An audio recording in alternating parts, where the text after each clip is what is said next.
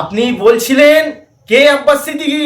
আপনার মার ভাতারকে জিজ্ঞাসা করুন কে আব্বাস সিদ্দিকী, আপনাকে ভালো করে বলে দেবে। আশিকুর রহমান সাহেব চলুন না ব্রিগেডে, চলুন ব্রিগেডে। পীরজাদা আব্বাস সিদ্দিকী ভাইজান তো ডাকছে, ওপেন ডিবেটে বসে হবে ব্রিগেডে, নাই ইস্পার নাই উস্পার। আপনার তো দম নেই, বাড়ি বসে বসে খুব লাফাচ্ছেন। কে আব্বাস সিদ্দিকী? আব্বাস সিদ্দিকীর নাম নিয়েই তো সোশ্যাল মিডিয়া কাঁপাচ্ছেন ভাইরাল হওয়ার জন্য। ইঁদুরের মতো গর্তই লুকিয়ে আছেন। আর মনে রাখবেন, ভাইজান হচ্ছেন সেই কিং কোবরা সাপ। যদি একবার রেগে যায় গর্তই থেকে টেনে এনে শিকার করবে, তখন পালানোর পথ পাবেন না কিন্তু আশিকুর রহমান সাহেব। বলেছিলেন যে ভাইজান সূরা ফাতিহা পড়তে পারেন না, তাদেরকে একটা কথা বলতে চাইছি, শুনে নাও মুনাফেক। ভাইজান সূরা ফাতিহা পড়তে পারে কি না পারে তোমরা আউযু বিল্লাহি মিনাশ শাইতানির রাজীম। বিসমিল্লাহির রহমানির রহিম।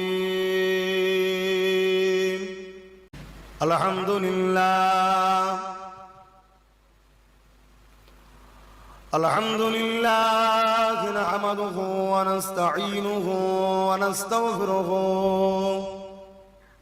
ونؤمن به ونتوكل عليه ونعوذ بالله من شرور أنفسنا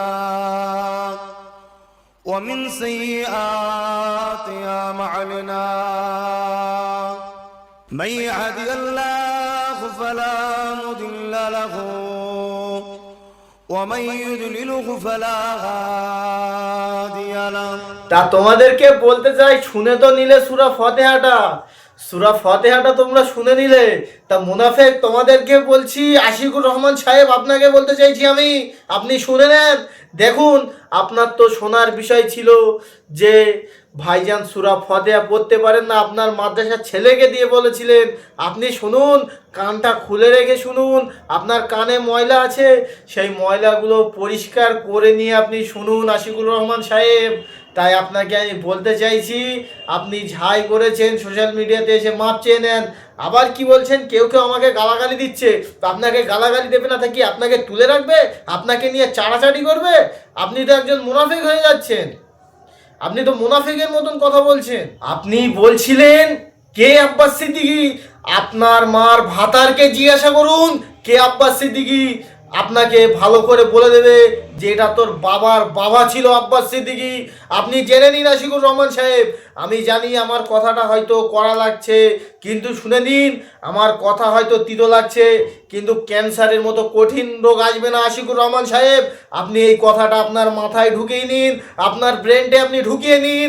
আপনাকে আমি বারবার বলছি, আপনি আবার বলছেন কে আমাকে বেজম্মা বলেছে। আপনাকে ঠিক বলেছে, আপনাকে ঠিক বলেছে। আপনি যেই রকম কাজ বলছেন, আপনাকে একদম উচিত কথা বলেছে, একদম ভালো ভাষা দিয়েছে, একদম সত্য ভাষা দিয়েছে। আপনার জন্য এই ভাষাটাই ঠিক।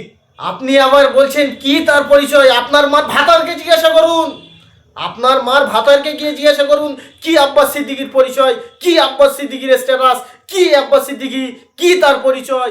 গুজুর গুজুর ফুসুর ফুসুর না করে আশিকুর রহমান সাহেব চলুন না ব্রিগেডে, চলুন ব্রিগেডে।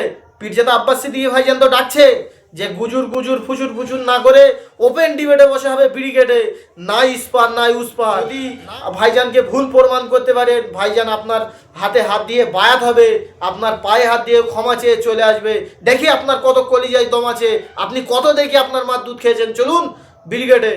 আপনি তা না করে মিডিয়ার সামনে বলছেন আপনার দম থাকলে চলুন, আপনার দম থাকলে চলুন। আপনার তো দম নেই, বাড়ি বসে বসে খুব লাফাচ্ছেন। কে আব্বাস সিদ্দিকী? আব্বাস সিদ্দিকীর নাম নিয়েই তো সোশ্যাল মিডিয়া কাঁপাচ্ছেন ভাইরাল হওয়ার জন্য।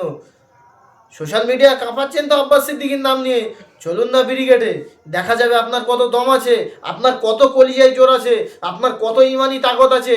আপনি চলুন, আপনাকে একবার দেখতে চাই আমি। কিন্তু বাড়ি বসে ইঁদুরের মতো গর্তই লুকিয়ে আছেন, ইঁদুরের মতো গর্তই লুকিয়ে আছেন। আর মনে রাখবেন, ভাইজান হচ্ছেন সেই কিং কোবরা সাপ। যদি একবার রেগে যায় গর্তই থেকে টেনে এনে শিকার করবে, তখন পালানোর পথ পাবেন না কিন্তু আশিকুর রহমান সাহেব। এই কথাটা মাথায় রাখবেন। আর যদি আমার কথায় কেউ কষ্ট পেয়ে থাকেন, তাহলে আমাকে মাফ করবেন।